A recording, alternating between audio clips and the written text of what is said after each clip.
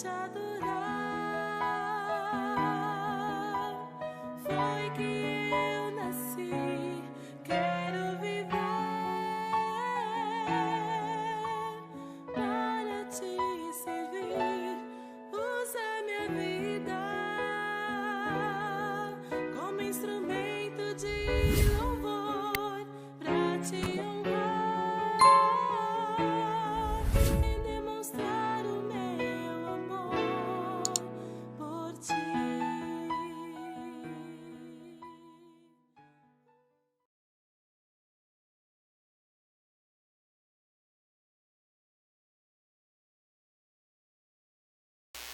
Bom dia, bom dia. Começando mais um Café e Comunhão. Hoje nossa leitura e reflexão em Cantares capítulo 7. Estamos já quase terminando. Amanhã terminamos o capítulo, se Deus permitir. O capítulo, não o livro, né? De Cantares, Cântico dos Cânticos ou Cantares de Salomão, como preferir chamar. Então nós hoje estaremos refletindo no capítulo 7. Então não se esqueça de compartilhar o vídeo já desde esse momento, ou então você pode fazer ao final, mas não deixe de fazê-lo, né? Dê o seu like, o seu joinha, assine o canal se você não é ainda inscrito, ou então incentive outros a que façam o mesmo, e vamos aí aumentando o número daqueles que fazem parte então desse grupo de leitores e daqueles que desejam refletir sobre o texto bíblico, ok? Então esse é o nosso desejo. Então, Cantares capítulo 7, nós vamos ler, e os versículos de 1 a 9 desse capítulo constituem uma canção de louvor à excelência física da esposa. Ele já começou a falar isso no capítulo 6 que nós vimos, e aqui capítulo 7 ele continua com também os seus elogios, tá? Nosso Deus criou, né, com toda certeza, tudo que ele criou, né, olhando para a própria natureza, tudo com muita magnificência, tudo com muito esmero, com muito cuidado, tudo com muito brilho, né, muito bonito, uma variedade de cores, de formas infinitas. E ele também criou o corpo humano, né, de tal maneira que constituiu a maravilha da sua obra, dizendo que de tudo que ele havia feito, então o homem foi muito bom a sua criação. Então a beleza física e o desejo puro entre o marido e a mulher, né, são então dons que Deus concedeu ao homem. Então não há nada de errado, né, nessa questão de usufruírem um do outro, a questão da beleza física, de se elogiarem, de se respeitarem, né, de falarem sobre os seus atributos. A perversão desse dom é que é algo vil, né, corrupto, desagradável e condenado pela palavra de Deus. Nós já visto Romanos capítulo 1, se você quiser ler depois, versículos 26 e 27, fala claramente sobre o fato de que o homem acabou corrompendo aquilo que Deus criou com tanto esmero, com tanto cuidado. Portanto, a questão da atração física e do envolvimento físico dentro dos limites do casamento, eles devem ser preservados, conservados, né, e apreciados sempre do marido para com a mulher e vice-versa, tá? Então, a partir do versículo 13 do capítulo 6 de Cantares, né? Então nós temos aqui uma descrição da noiva sendo apresentada, ele falando então sobre os dotes, né, físicos desta noiva. E aqui no capítulo 7, ele continua falando sobre esse assunto, tá? E aí então vamos olhar para o versículo bíblico, o que ele diz no texto, onde está escrito aí o seguinte: como são lindos seus pés calçados com sandálias, moça com porte de princesa. As curvas de seus quadris são como joias, trabalho de artífice habilidoso. Então é o rei quem está falando aqui, da Sulamita. Talvez possamos pensar na esposa, né, aqui, no caso a Sulamita, ocupada em dançar, ato em que a sua beleza se torna ainda mais notavelmente aparente, né, quando ele fala dos seus pés calçados com sandálias, falando sobre o movimento dela. Então o texto acima vem logo depois do versículo, né, que menciona a dança de Maanaim, que falamos no capítulo 6, versículo 13. As festas de casamento, elas tinham bastante música e muita dança. Então não seria nada incomum os hóspedes observarem então a noiva, né, o centro da atenção, dançando então nas celebrações. Então, nesse caso, a noiva aqui está dançando para o seu esposo, tá? E ele descreveu, então, as suas formas graciosas. Então, Salomão ele faz uma homenagem à beleza da sua esposa, né? E ele transmite isso, essa homenagem, que, convenhamos, né? Atravessou os séculos e chega até nós, tá bom? Então, ao olhar com amor, né? O ser amado pela pessoa, então essa pessoa possui uma beleza que transcende o que os outros possam enxergar. Então, você ama uma pessoa, tá? Então, o que os seus olhos enxergam nessa pessoa é diferente do que outros olhos podem enxergar, tá? Porque o seu olhar é com amor. Então, você vai muito além daquilo que é possível qualquer outra pessoa, né, realmente observar, ok? Ela fala que ela é uma moça de porte de princesa. Então, embora ela tenha nascido em berço comum, era uma pessoa do povo, né?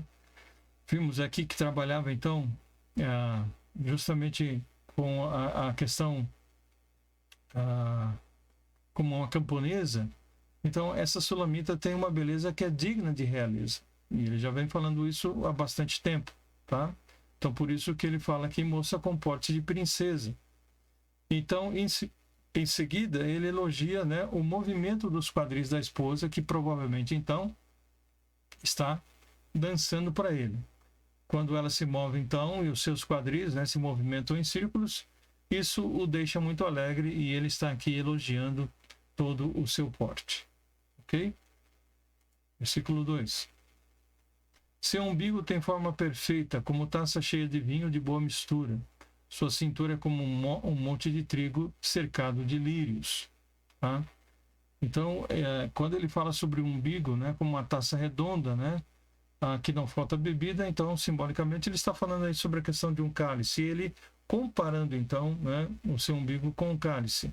Então, falando sobre uma forma bonita, né, dessa parte do seu corpo. Então, ele está apreciando isso. Depois ele fala sobre a sua cintura, né, sobre o ventre, sobre a cintura dessa jovem, como sendo um monte de trigo que é cercado de lírios. Então, existe algo interessante com o trigo, né? O trigo é um cereal de grande importância para a alimentação da humanidade, porque com o trigo se produz o pão, e o pão é mais delicioso, né, do que qualquer outro cereal que poderia ser produzido. Então, é parte importantíssima da dieta dos filhos de Israel, dentro do contexto que nós estamos lendo, como também é parte importante da cultura e da dieta de qualquer nação, de qualquer cultura. Então, por causa da sua importância como alimento, ele figura nas Escrituras, então, como símbolo da bondade e da provisão de Deus. Deus permite, então, que essas pessoas tenham o seu sustento. Então, era usado até mesmo como oferta de cereais, né, no culto do templo. Então, quando a pessoa não tinha muitas posses, mas poderia oferecer, então, como culto, né, esses cereais, no caso aqui o trigo. Então, o ventre dessa jovem era visto, então, como fértil, como frutífero, capaz de gerar muitos filhos, e esse era o desejo de toda mulher, como também era o desejo de todo marido, para que continuasse, então, o seu nome, continuasse a sua descendência. Quando ele fala sobre a questão cercado de lírios, né, pode simbolizar os encantos dela, né, assim como a pureza e a santidade. Então, dessa forma, os seus filhos seriam gerados em santidade e criados de maneira pura. Seria isso o desejo dele para com os filhos que seriam criados pela sua esposa aqui, ok? Que fossem, então, puros, que fossem santos, tá? Seus dois seios são como duas crias, como filhotes gêmeos de gazela. Ele já exemplificou os seios dela dessa forma anteriormente, né? Então, os seios aqui simbolizam justamente a fonte de alimento. Como ele disse, né, anteriormente sobre a questão do ventre dela, e como seria fértil, como poderia ter filhos, os seios aqui alimentariam esses filhos, tá? Então, fala não somente sobre a questão estética, daquilo que ele apreciava como belo, mas também como fonte de alimento para a sua prole, tá? Então, o Senhor supre nessa noiva essas qualidades, né, físicas, aqui que ele está mencionando, e espera que ela faça o mesmo com seus filhos, né, para que justamente o seu noivo se alegre dela, que ela então possa alimentar os seus filhos de uma maneira que eles possam crescer fortes e saudáveis.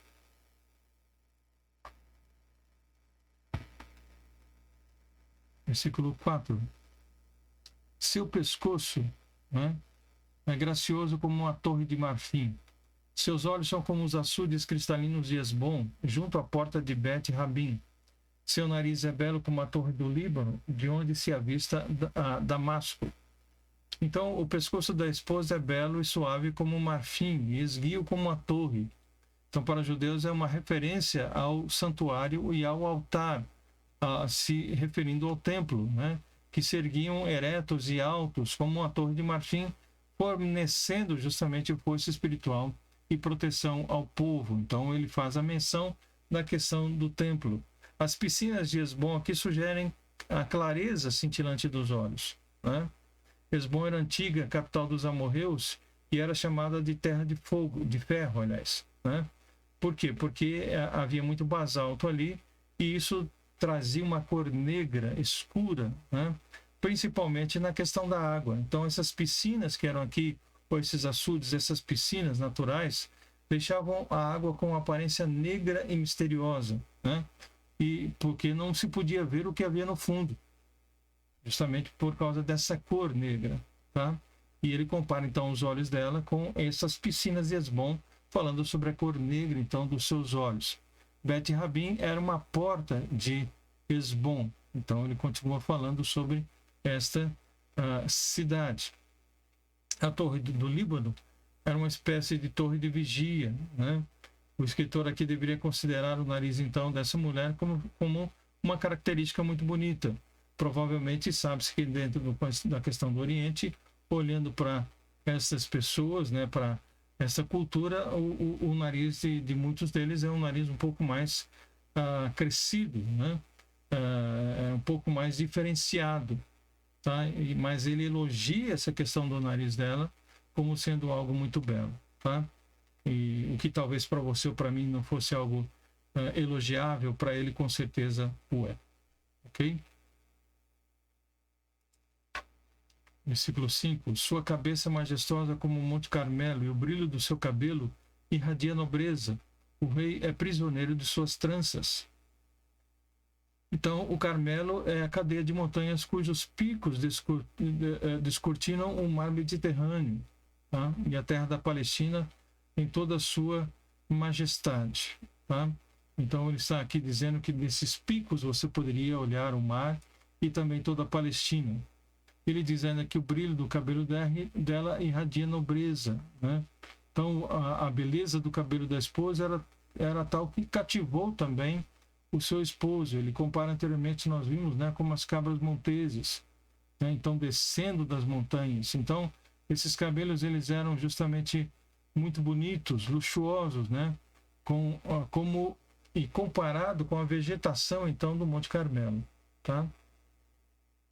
Diz que o rei então era prisioneiro dessas tranças, ou seja, ele apreciava demais essas tranças dela, tá? Do seu cabelo, ok?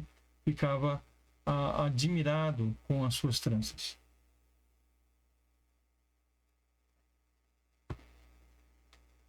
Versículo 6. Como você é linda, como você é agradável, meu amor, e cheia de delícias. Então, o que ele está dizendo aqui é que nada pode se comparar à beleza da sua esposa.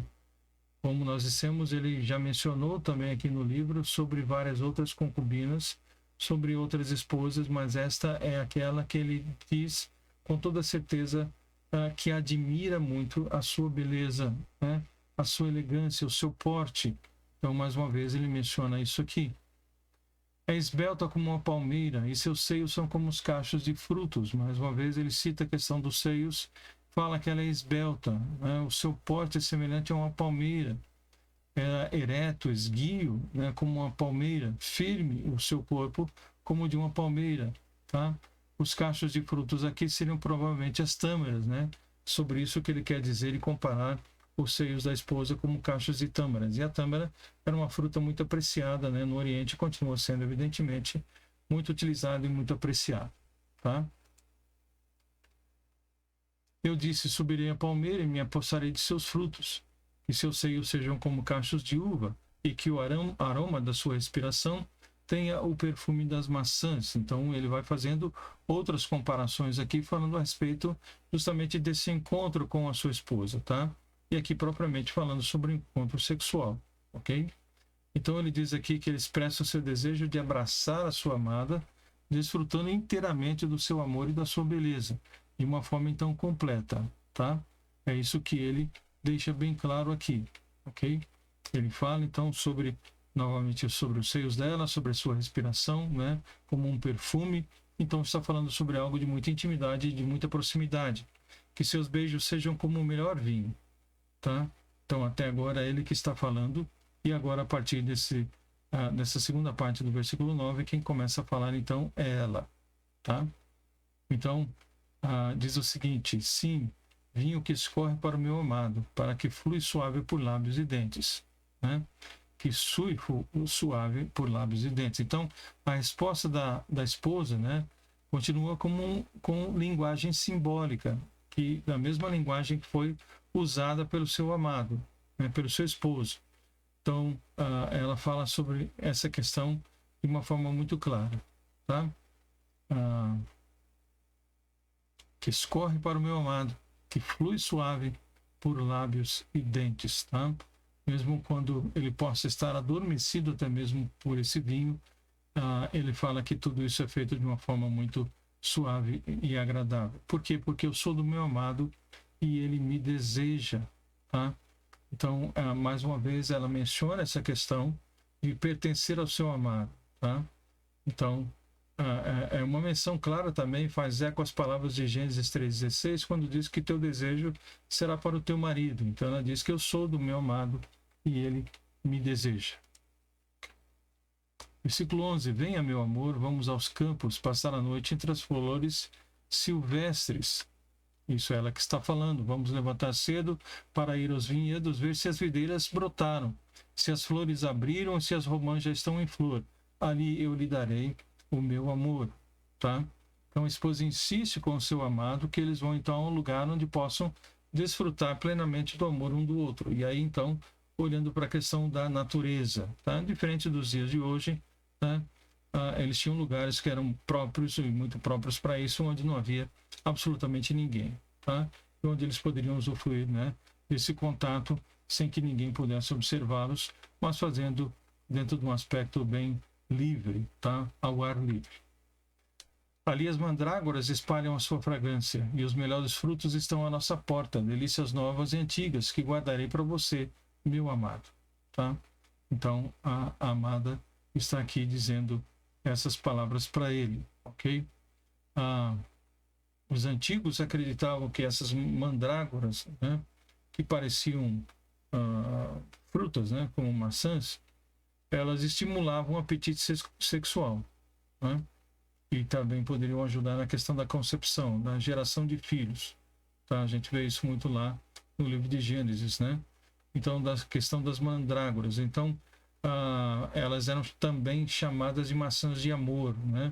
Então essas frutas, elas são uma indicação do cuidado amoroso que a esposa então tem para com o seu esposo, desejando então também ser não só alguém que lhe dê a satisfação, né, dentro do aspecto físico, um elogiando e um apreciando a beleza do outro, mas também dando-lhe e concedendo-lhe filhos, tá? Que era o desejo de toda mulher e também, como disse, o desejo de todo homem para que desse continuidade à sua descendência.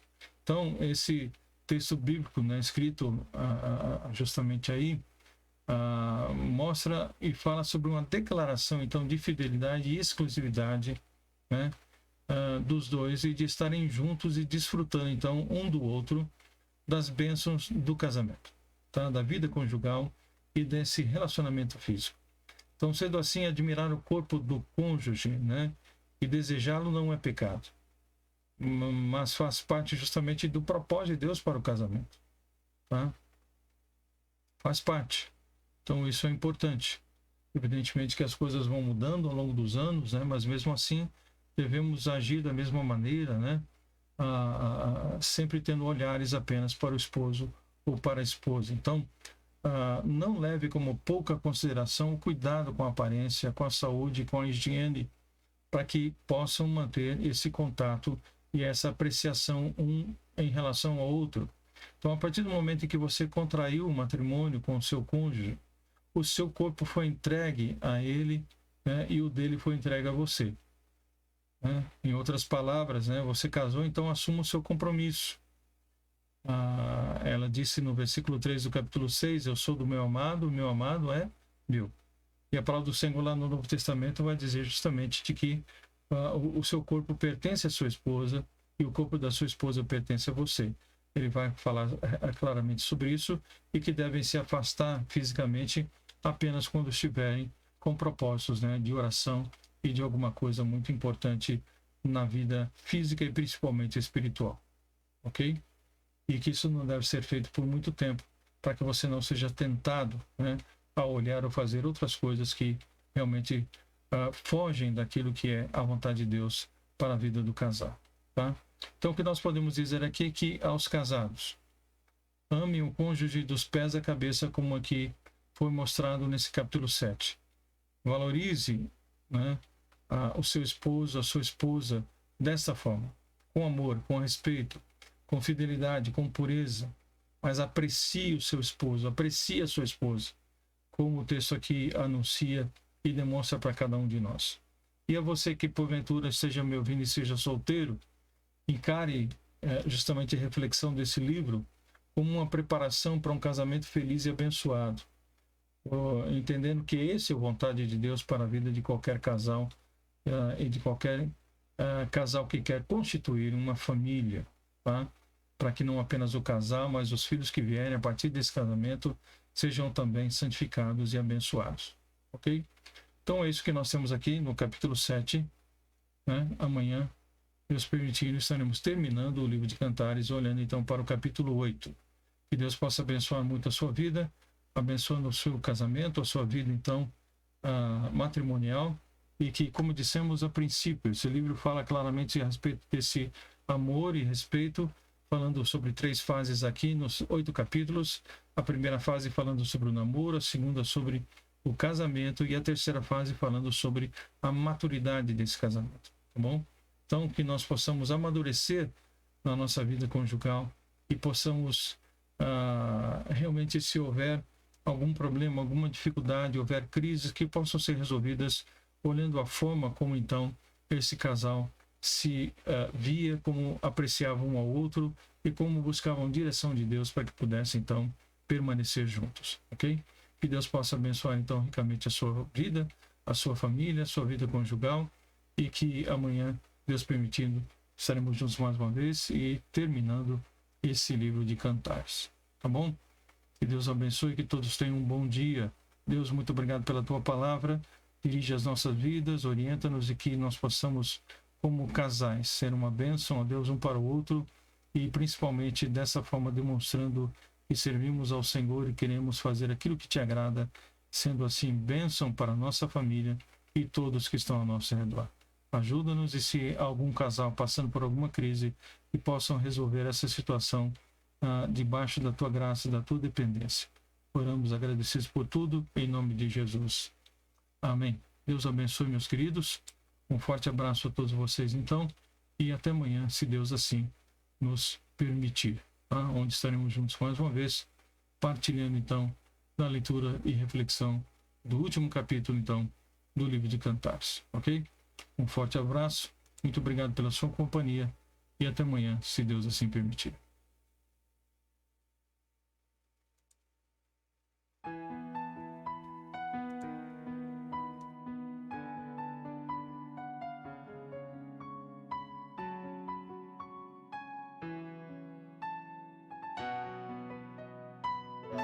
Pra te adorar, foi que eu nasci. Quero viver para te servir. Usa minha vida como instrumento de